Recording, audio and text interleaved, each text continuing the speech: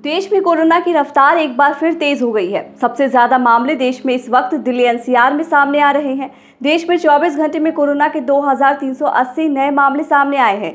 इनमें से 1009 अकेले दिल्ली में मिले हैं। दिल्ली एनसीआर में कोरोना की नई लहर में बच्चे भी संक्रमित हो रहे हैं। कई स्कूलों में अब तक सैकड़ों बच्चे पॉजिटिव मिल चुके हैं। हालांकि बच्चों में वायरस के लक्षण मिलने के बावजूद भी एक्सपर्ट्स और पेरेंट्स स्कूल बंद करने का विरोध कर रहे हैं। इसके पीछे क्या तर्क दिया जा रहा है? क्या वाकई बच्चों पर कोरोना वायरस इतना घातक असर नहीं कर रहा? जानेंगे सब कुछ इस रिपोर्ट में। नमस्कार, मैं हूं सुप्रिया सिंह, आप देख रहे हैं भारत खबर। दिल्ली में बुधवार को कोरोना के हालातों पर दिल्ली डिजास्टर मैनेजमेंट अथॉरिटी की अहम बैठक हुई थी। इस बैठक में स्कूल नहीं बंद करने का फैसला लिया गया। एक अधिकारी ने बताया कि स्कूल बंद नहीं होंगे और ऑफलाइन क्लासेस चलती रहेंगी। हालांकि स्कूलों को सभी मामलों की जानकारी तुरंत शिक्षा विभाग को देने को कहा गया है और एक्सपर्ट की सलाह के बाद स्कूलों के लिए अलग से एसओपी जारी की जाएगी।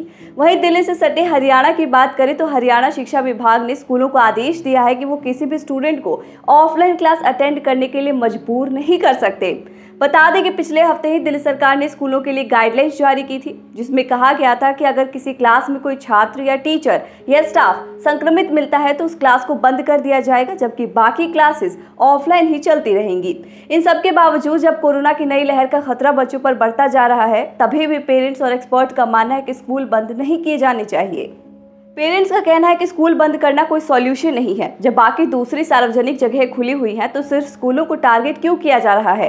ज्यादातर मामलों में बच्चों में हल्के लक्षण हैं या कोई लक्षण नहीं है। वहीं ऑनलाइन क्लास से बच्चों को बहुत नुकसान होता है। बच्चों में आंखों की दिक्कतें, सीखने की कमी और मेंटल हेल्थ जैसी समस्याएं हो रही हैं। पेरेंट्स का ये भी तर्क है कि जब हम पहले से ही कई सारी बीमारियों और खतरों के बीच जी रहे हैं तो हमें अब इस वायरस के साथ भी जीने के तरीकों को ढूंढना होगा, क्योंकि ये अब कहीं नहीं जाने वाला।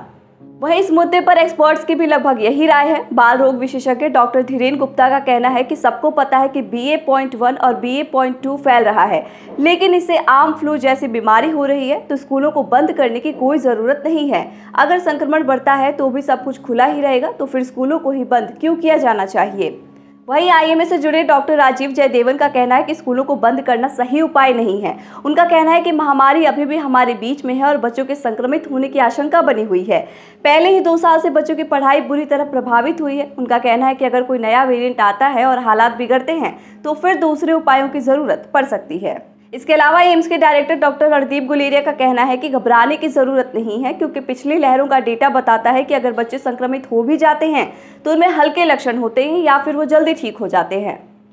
वहीं ICMR के ADG समीरन पांडा का कहना है कि बच्चे भी वयस्कों की तरह संक्रमित हो सकते हैं, लेकिन उनमें गंभीर बीमारी या मौत का खतरा बहुत कम होता है। उनकी सलाह है कि बच्चे स्कूल में अपना खाना शेयर ना करें, साथ ही स्कूलों में फेस मास्क का इस्तेमाल करें और कोविड प्रोटोकॉल का पालन करते रहना होगा।